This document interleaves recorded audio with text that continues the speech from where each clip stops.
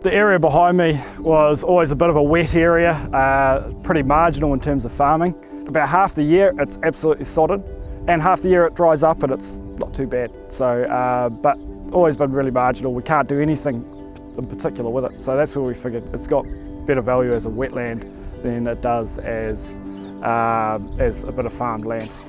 Somebody at some point said to me that wetlands are like kidneys, the kidneys of a farm, and I thought actually our farm could do with some kidneys. And we knew that this land was, not very productive, and we knew it had a lot of features that would lend itself really well to a wetland. So we said, well, let's restore this bit of wetland and make that part of our environmental plan as well.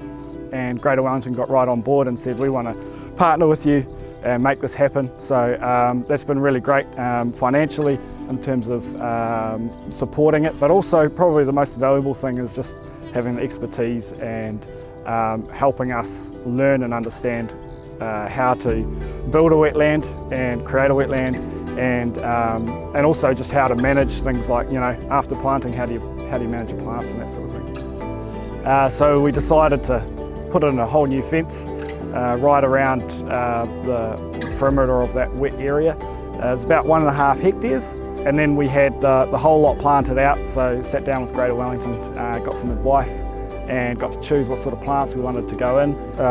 From memory, I think there was well over 1,000 trees went in. So contractors did the original planting, and then it's really been our job to replace plants and fill in the gaps.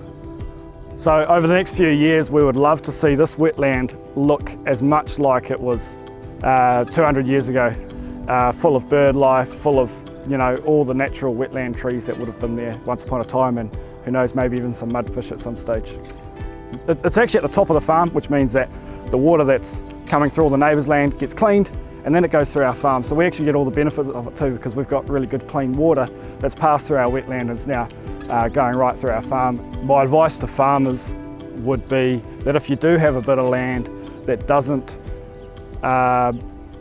lend itself to farming because it's actually just too wet for a good chunk of the year. It's got huge value in terms of ecology, and it's got huge value in terms of the water quality outcomes that we can have if we restore those wetlands and use them as the kidneys for your farm.